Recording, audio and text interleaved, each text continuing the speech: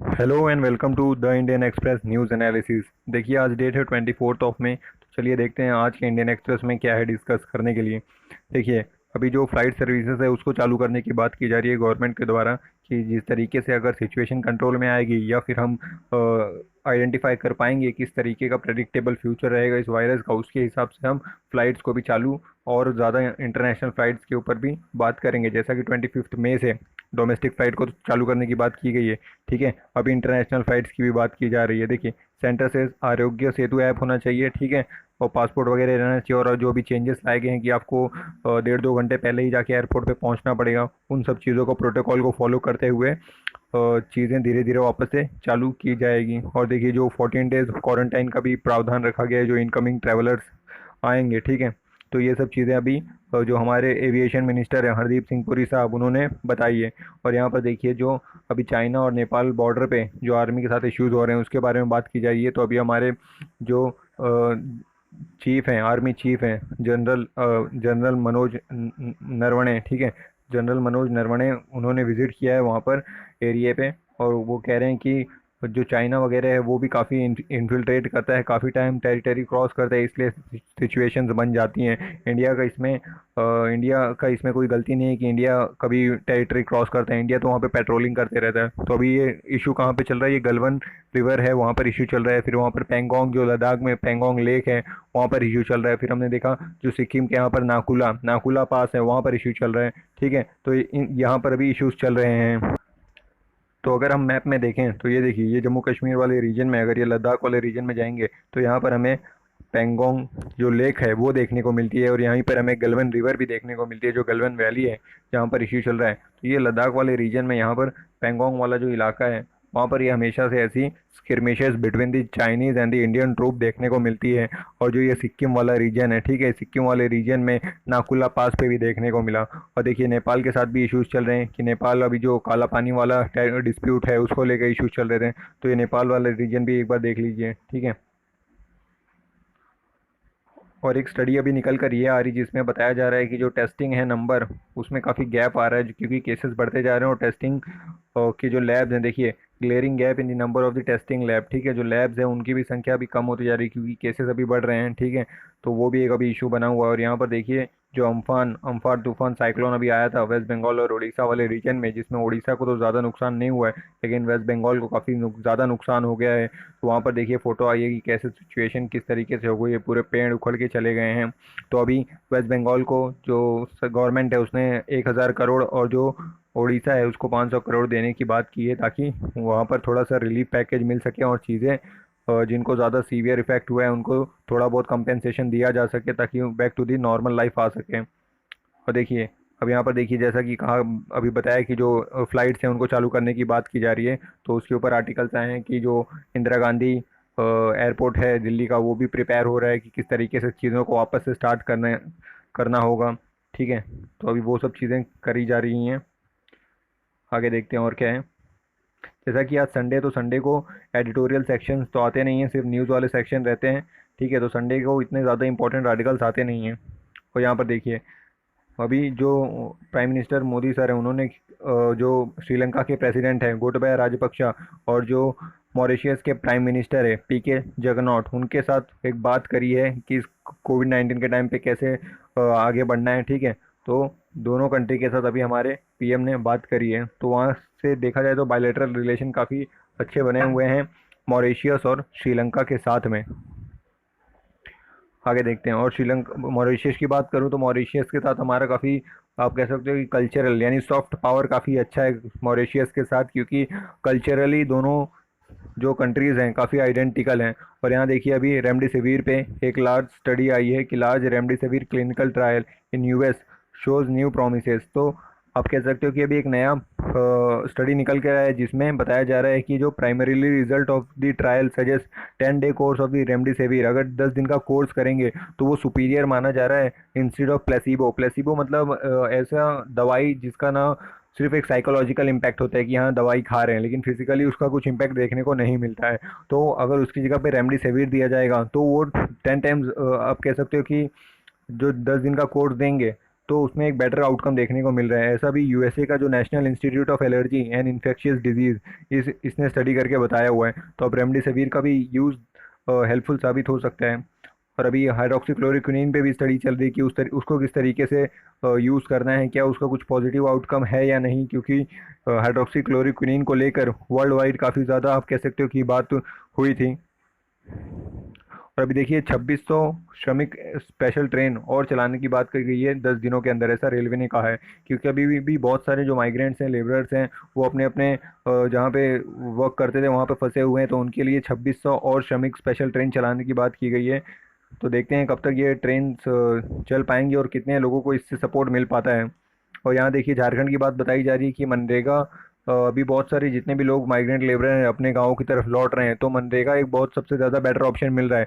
लेकिन अभी देखने वाली बात होगी कि मनरेगा में पहले जो सिर्फ इंफ्रास्ट्रक्चर से रिलेटेड जो काम होता था, डिगिंग वगैरह वो सब काम मिलते थे, तो क्या इसमें और भी नए नए तरीके के काम ऐड किए जाएंगे ताकि वैरायटी ऑफ एम्प्लॉयमेंट मिल सके लोगों को। और यहाँ पर देखिए अभी यहाँ पर बताया जा रहा है कि जो state compete to bring sweeping changes to labour law में चेंजेस लाए जा रहे हैं जो कंपनीज चाइना से बाहर निकल रही हैं। तो जैसे कि उत्तर प्रदेश हो गया, गुजरात हो गया, मध्य प्रदेश हो गया, ये सब जो स्टेट्स हैं इन लोग क्या चाह रहे हैं कि ज़्यादा से ज़्यादा कंपनियां उनके स्टेट्स में आए।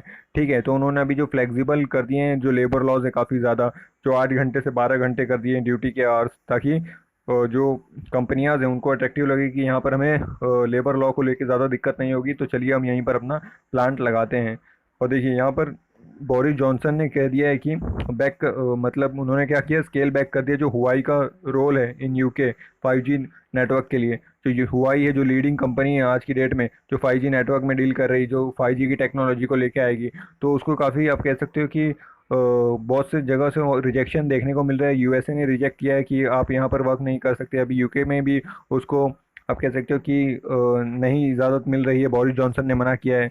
तो अभी देखने वाली बात होगी कैसा फ्यूचर रहेगा हुआई का, और चाइना इसको किस एंगल से लेगा, क्योंकि अगर आप हुआई को अलाउ नहीं करोगे तो चाइना इनडायरेक्टली आप चाइना के साथ रिलेशन बिगाड़ रहे हो, क्योंकि चाइना चीज़ों को सीरियसली लेता है, क्योंकि उसकी सबसे बड़ी कंपनी आप कह सकते हो कि टेक्नोलॉजी में जो काम कर रही है, तो उसको आप अलाउ नहीं करेंगे तो कुछ वो भी इसका रिटेलिएशन देगा ही या कुछ तो स्टेप लेगा ही। और यहाँ पर देखिए जो फाइनेंस मिनिस्टर है निर्मला सीतारमन जी, उन्होंने अभी कहा है कि future action will depend on the how Covid crisis pans out, की अभी कोविड क्राइसिस किस तरीके से आगे बढ़ेगा उसके ऊपर डिपेंड करता है कि हम फ्यूचर में किस तरीके के एक्शन लेंगे। अभी जो 20 लाख करोड़ का पैकेज का अनाउंसमेंट किया गया था, जिसमें 8 लाख करोड़ की लिक्विडिटी जो है वो रिजर्व बैंक ऑफ इंडिया ने ही दी थी, जिसकी वजह से काफ़ी क्रिटिसिज्म सरकार का हुआ था कि सरकार जहां एक्चुअल में 1 से 1.5% ऑफ दी जीडीपी ही खर्च कर रही है, वहां 10% ऑफ दी जीडीपी दिखा रही है, क्योंकि मोस्ट ऑफ दी जो आरबीआई का लिक्विडिटी है और जो प्रीवियस स्कीम्स की फंड्स है उन सबको मिला जुला के 20 लाख करोड़ पहुंच रहा था। ठीक है, तो उसके लिए भी सरकार को क्रिटिसिज्म देखने को मिला। और हमने देखा किस तरीके से अभी जो एमएसएमईस हैं उसके लिए 3.7 लाख करोड़ इन्फ्यूज़ किया गया। फिर जो डिस्कॉम है, डिस्कॉम सेक्टर को भी 90,000 करोड़ दिया गया है, एनबीएफसीज को दिया गया है 75,000 करोड़। तो इतने सारे सेक्टर को बचाने के लिए बहुत सारे स्टेप्स लिए जा रहे हैं, और आगे के स्टेप्स डिपेंड करता है कि किस तरीके से वायरस आगे मूव करेगा या किस तरीके की सिचुएशन रहेगी उसके ऊपर डिपेंड करता है। देखिए संडे है तो संडे को एक पेज आता है जिसमें थोड़े बहुत आर्टिकल दिए रहते हैं। मोस्टली इसमें अभी आज बात की गई है कि किस तरीके के स्टेप्स आगे होने चाहिए, कि ज़्यादा से ज़्यादा गवर्नमेंट को स्पेंड करना चाहिए, बोरो करना चाहिए और मोनेटाइज करना चाहिए।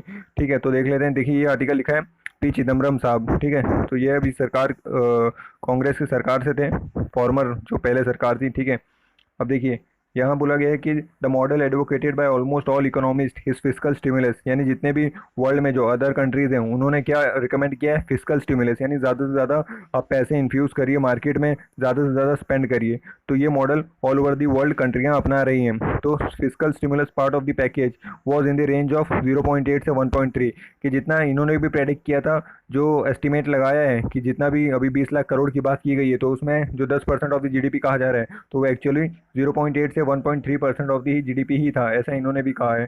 ठीक है, तो ये तो क्रिटिसिज्म बहुत सारे लोग ने किया है सरकार का। और देखिए यहाँ पे बताया गया कुछ पास्ट की बातें की गई हैं कि 7 successive quarter of the declining GDP. ठीक है, we had witness 7 successive quarter of declining GDP growth.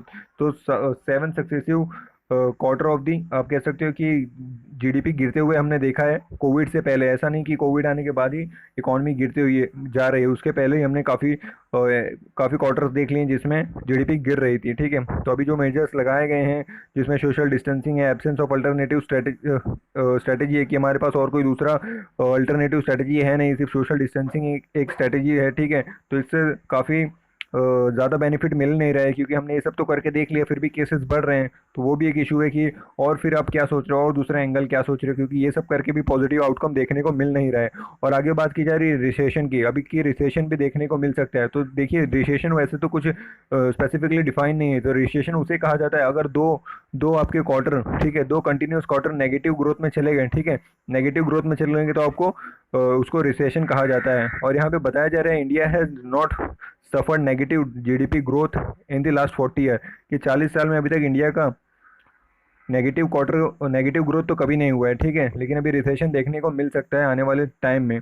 अब देखिए, इसमें बोला जा रहा है कि Modi adapted the path followed by the China, Italy, Spain, France, Britain. ठीक है, इन लोगों ने जो रास्ते अपनाए वो रास्ता अपनाया जा रहा है। First lockdown, then testing, tracing, isolating, treating the infected person, यानी कि पहले टेस्ट करना, फिर ट्रेस करना कि उनके कांटेक्ट में कौन कौन आए हैं, फिर उनको आइसोलेट करना, ट्रीट करना जो इन्फेक्टेड हैं। ये सब रास्ते जो all over the world wide अपनाए जा रहे हैं, तो ये रास्ता इंडिया ने भी अपनाया है। अब आगे देखिए क्या बोला जा रहा है, we have a state like Sikkim with 0 cases. Sikkim में 0 केसेस है, महाराष्ट्र में 35% ऑफ द ऑल इन्फेक्शन, सबसे ज़्यादा इन्फेक्शन महाराष्ट्र में। तो इस तरीके के इनइक्वालिटीज़ भी हैं बिटवीन द स्टेट्स। ठीक है, जहाँ एक स्टेट में 0 केस है वहीं दूसरी स्टेट में बहुत ज़्यादा केसेस हैं।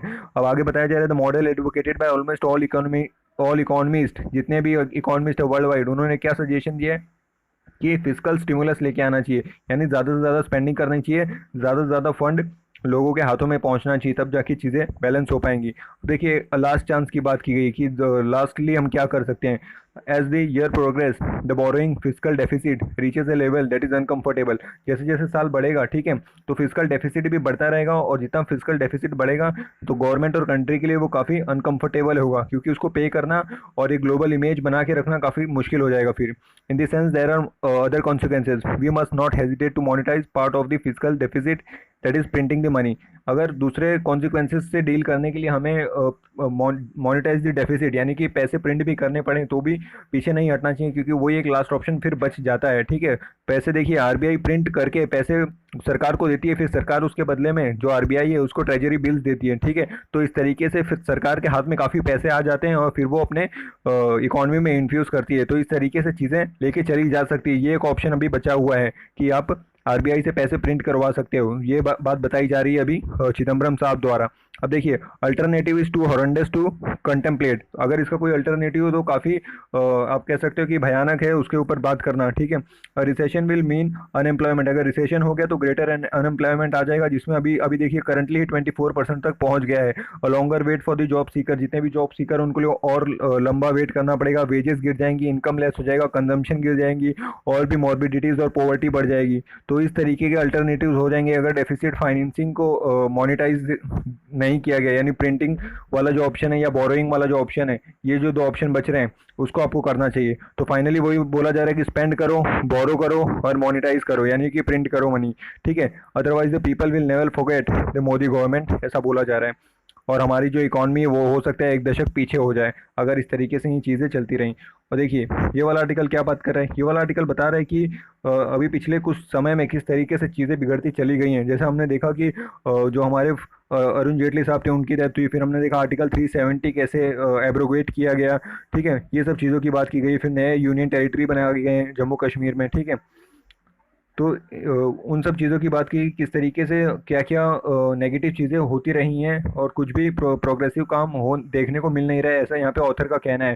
सिटीजनशिप अमेंडमेंट एक्ट की बात की गई है, जिसके तहत जो बांग्लादेश, अफगानिस्तान, पाकिस्तान है, यहाँ के जो सिटीजन है उनको सिटीजनशिप देने की बात की जा रही है, उसकी यहाँ पे बात की गई है। National register of the citizen की बात की गई है, जिसके तहत जो असम में आप कह सकते हो 24 मार्च 1971 के बाद जो आए हैं उनको सिटीजनशिप नहीं दी जाएगी, उससे पहले जो रह रहे हैं सिर्फ उनको ही सिटीजनशिप मिलेगी। ठीक है, तो उसकी भी बात बताएगी कि उसको लेके किस तरीके से तनाव पूरे देश में फैला हुआ था।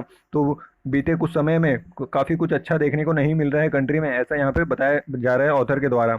और यहाँ देखिए ये वाला जो आर्टिकल है ये भी इकोनॉमिक पेंडेमिक के बारे में बात कर रहा है कि किस तरीके से अभी इकोनॉमिक पेंडेमिक वर्ल्ड में फैला हुआ है। हर एक कंट्री अभी डाउनफॉल देख रही है, ठीक है, जिसमें अभी सब लोग कोविड-19 से लड़ रहे हैं और सब लोग सोशल डिस्टेंसिंग मेंटेन कर रहे हैं, ये सब चीज़ों के ऊपर काम कर रहे हैं। तो इकोनॉमी दूसरी तरफ सभी कंट्री की गिरती चली जा रही है।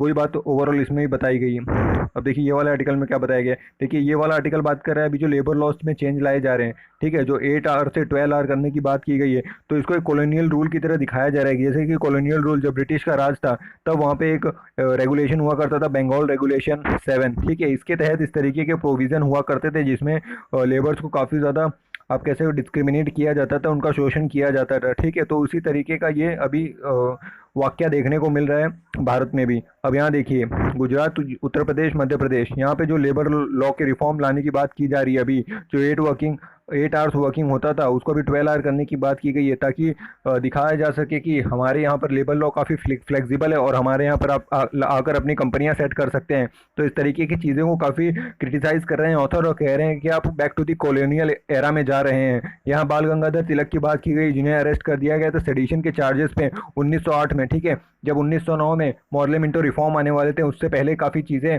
गरमाई हुई थी भारत में, ठीक है। जो एक्सट्रीमिस्ट ग्रुप है वो लोग काफ़ी एक्टिव हुआ करते थे, ठीक है। तो उन्होंने जो उस टाइम की ब्रिटिश सरकार थी उसके नाक में दम कर रखा था। तो तभी बाल गंगाधर, जिनको आप कह सकते हो कि एक्सट्रीमिस्ट लीडर थे जो, तो उनको अरेस्ट किया था सेडिशन के चार्ज पे। तो वो एक सीरीज ऑफ इवेंट स्पार्क कर दिया था बॉम्बे में, starting with a number of cotton को mill worker putting down their tool and walking out. तो उस समय पे जितने भी वर्कर थे वो लोग सड़कों पे आ गए थे। तो तब जाके एक आप कह सकते हो वर्कर्स की यूनिटी देखने को मिली थी, ठीक है। तो उस तरीके का अभी भी ज़रूरत है कि कुछ वैसा ही ट्रेड यूनियन जो वर्कर के यूनियंस है वो स्टेप्स ले और इन ये जो डिस्क्रिमिनेटरी रूल्स लाए जा रहे हैं उसके अगेंस्ट में आवाज़ उठाए। महात्मा गांधी की बात की गई, जो महात्मा गांधी के movement with the Indigo farmer in the Champaran, जैसा महात्मा गांधी जी ने चंपारण के समय में जो वहाँ पर जो नील की खेती करते थे चंपारण में, उनके वो जो फार्मर्स थे उनका डिस्क्रिमिनेशन होता था वहाँ पर, उसके अगेंस्ट में महात्मा गांधी जी ने जो वर्क किया था, ठीक है। तो उसका एग्जाम्पल दिया गया है। फिर अहमदाबाद मिल का एग्जाम्पल दिया गया, जो अहमदाबाद में भी टेक्सटाइल मिल हुआ करती थी, वहाँ पर भी जो वर्कर्स थे उनका शोषण किया जाता था, ठीक है। तो रूल्स अच्छे नहीं थे। तो उन सब चीज़ों का एग्जाम्पल दिया गया, कैसे बाल गंगाधर तिलक, कैसे महात्मा गांधी ने चीज़ों को लेके चला था, कैसे डील किया था, उसकी बात बताई गई है कि कैसा हुआ करता था उस टाइम पे। और फिर जो रशियन रिवोल्यूशन है 1917 में, उसमें भी कैसे जो लेबर्स हैं उनको डिस्क्रिमिनेट करते थे, लेकिन फिर रिवोल्यूशन हुआ और जो लेबर्स हैं उनको उनके राइट्स मिले। तो यहाँ पर अब देखिए ट्रेड यूनियन एक्ट 1926 की बात की जा रही है और ट्रेड डिस्प्यूट एक्ट 1928 की बात की गई है। ये सब एक्ट हुआ करते थे। अभी भगत सिंह एंड इस एसोसिएशन 1928 में जो सेंट्रल लेजिस्लेटिव असेंबली में बॉम्ब फेंका था, ठीक है, protesting this gave the call for इनकलाब जिंदाबाद का नारा भी दिया था उन्होंने। उन्होंने जो ये चीज़ें चल रही थी, जो लेबर लॉज इतने ख़राब चल रहे थे उसके अगेंस्ट में, ताकि जो एडमिनिस्ट्रेशन है उसको पता चले कि चीज़ें काफ़ी गलत चल रही है, उसके अगेंस्ट में वॉइस उठाने के लिए ये सब चीज़ें प्रोटेस्ट उन्होंने किया था, ठीक है। तो वो सब बातें बताई गई हैं कि कैसे कैसे पास्ट में चीज़ें हुई हैं। और यहाँ पर देखिए यहाँ पे बताया जा रहा है जो इंडस्ट्रियल डिस्प्यूट एक्ट है, मिनिमम वेजेस एक्ट है, फैक्ट्रीज एक्ट है, ये सब एक्ट हुआ करते हैं लेबर से रिलेटेड, ठीक है। और आगे क्या बात बताई जा रही है, जो कॉन्ट्रैक्ट लेबर है, कॉन्ट्रैक्ट लेबर के तहत लेबर के साथ कॉन्ट्रैक्ट करके स्पेसिफिकली मतलब कि पर्टिकुलर जैसे कॉन्ट्रैक्ट करते हैं कि 2 साल के लिए आप यहीं काम करोगे, आपको इतना ही वेजेस मिलेगा, ठीक है। वो सब बात बताई गई हैं। तो अभी काफ़ी डिस्क्रिमिनेटरी लेबर रिफॉर्म लाने की बात की जा रही है। तो इसके अगेंस्ट में देखने वाली बात होगी कि किस तरीके से सरकारें अपना बिहेवियर चेंज करती हैं या सही में जैसा भी बोला गया है वैसे ही चीज़ें होने वाली है। और यहाँ पे देखिए अभी बोला जा रहा है कि क्या मानसून सीज़न जो आने वाला है पार्लियामेंट का, जो जुलाई में चालू करने की बात की जा रही है, क्या जुलाई में जो मानसून सेशन है, जैसा कि आप सब जानते हैं पार्लियामेंट के 3 सेशन होते हैं, मानसून सेशन, बजट सेशन होता है और एक विंटर सेशन होता है, ठीक है। जो मानसून सेशन है वो सबसे बड़ा होता है, फिर बजट सेशन होता है वो उससे छोटा होता है और विंटर सेशन सबसे छोटा होता है, ठीक है। तो अभी देखने वाली बात होगी कि मानसून सेशन चालू हो पाता है कि नहीं चालू हो पाता है। अब आगे देखते हैं और क्या बात बताई गई है। यहाँ पर एक करेक्शन है, जो बजट सेशन है वो लॉन्गेस्ट सेशन होता है, जो मानसून सेशन है वो फिर मॉडरेट होता है और जो विंटर है वो शॉर्टेस्ट होता है, ठीक है। अब देखिए तो देखने वाली बात होगी कब चालू होगा पार्लियामेंट के सेशंस। आगे देखते हैं और क्या है। अब यहाँ पर ब्राज़ील की बात की जा रही कि जो साउथ अमेरिका है वहाँ पर भी ब्राज़ील में सबसे ज़्यादा केसेस देखने को मिल रहे हैं। तो फिर biggest Covid hotspot after the US के बाद सबसे ज़्यादा केसेस अगर कहीं देखने को मिल रहे हैं तो वो ब्राज़ील की बात की जा रही है, जो साउथ अमेरिका वाला रीजन है, जो साउथ अमेरिका वाले रीजन में एक कंट्री है, ठीक है, अभी मैप में दिखाता हूँ। देखिए 3,30,000 केसेस पहुंच गए वहाँ पे। तो मैनी लैटिन अमेरिका नेशन में जो और भी अदर अदर कंट्रीज है वहाँ पे भी ज़्यादा इन्फेक्शन देखने को मिल रहे हैं। तो ब्राज़ील में भी हालत ख़राब चल रही है काफ़ी। तो देखते हैं ब्राज़ील के। ये देखिए अगर अपन साउथ अमेरिका देखेंगे तो साउथ अमेरिका में ये हो गया ब्राज़ील वाला रीजन, ठीक है। थोड़ा और जूम करके दिखाता हूँ। तो अब थोड़ा सा और जूम करेंगे मैप को, तो आप देख सकेंगे कि ये है ब्राज़ील, ठीक है। ये हो गया ब्राज़ील, ठीक है। तो यहाँ पर अभी काफ़ी ज़्यादा केसेस बढ़ रहे हैं।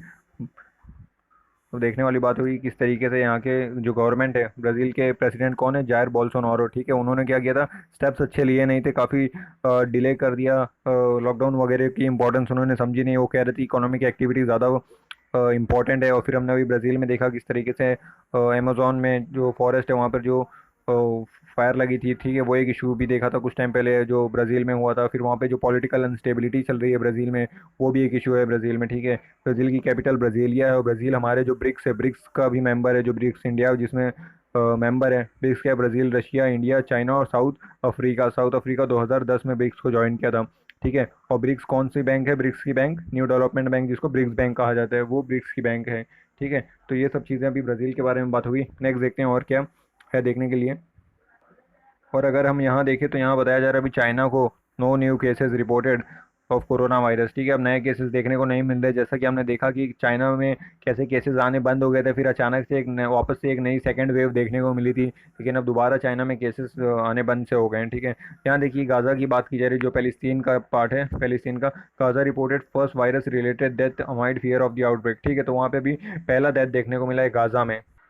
तो अगर यहाँ पर आप देखेंगे इसराइल वाले रीजन के पास, ठीक है, ये देखिए मैप को जूम करेंगे तो ये हो गया इसराइल। तो इसराइल में ये जो दो रीजन है, ये वेस्ट बैंक वाला रीजन और गाजा गाजा स्ट्रिप, ठीक है। ये देखिए ये गाजा स्ट्रिप हो गया और ये वेस्ट बैंक वाला रीजन हो गया। ये सब क्या है, ये फ़लस्तीन है, ठीक है। तो अभी गाजा में यहाँ पर देखा गया है पहला कोविड से रिलेटेड डेथ। तो अब देखने वाली बात होगी कि यहाँ पर किस तरीके से अब डील किया जाता है। जैसा कि आप सब जानते हैं इसराइल और फ़लस्तीन के बीच में डिस्प्यूट है, लेकिन जेरूसलेम जो एक कैपिटल कहता है, जो इसराइल अपनी कैपिटल मानता है, और जो फ़लस्तीन है वो कहता है ये हमारा पार्ट है। तो दोनों के बीच में जेरूसलेम डिस्प्यूटेड है, ठीक है। तो इसको लेके दोनों में तनाव बना रहता है। अगर आप इसराइल की हिस्ट्री देखेंगे तो एक बहुत बड़ा पोर्शन पहले फ़लस्तीन हुआ करता था, लेकिन फिर इसराइल ने वॉर से धीरे धीरे आज फ़लस्तीन को देखिए कितना छोटा सा रखा है, और पूरा का पूरा इसराइल खुद बना हुआ है। तो ये दिक्कतें चल रही हैं फ़लस्तीन और इसराइल के बीच में, ठीक है। और यहाँ जो हमने देखा था पाकिस्तान के कराची में जो प्लेन क्रैश हुआ था, उसमें 97 लोगों की डेथ हो चुकी है। तो ये एक इंसिडेंट अभी देखने को मिल रहा है, जहाँ एक तरफ कोविड-19 फैला हुआ है, वहीं दूसरी तरफ जो बाकी इंसिडेंट्स है वो भी हो रहे हैं। तो इससे जो तनाव है, जो आप कह सकते हो कि डिफ़िकल्टीज़ का टाइम है, वो और काफ़ी ज़्यादा ग्रेव होते जा रहा है। तो ऐसी सिचुएशन बनी हुई है ऑल ओवर दी वर्ल्ड में। तो इसी के साथ आज की इस वीडियो को समाप्त करते हैं। अब मिलेंगे हम कल की वीडियो के साथ। चलिए, शुक्रिया।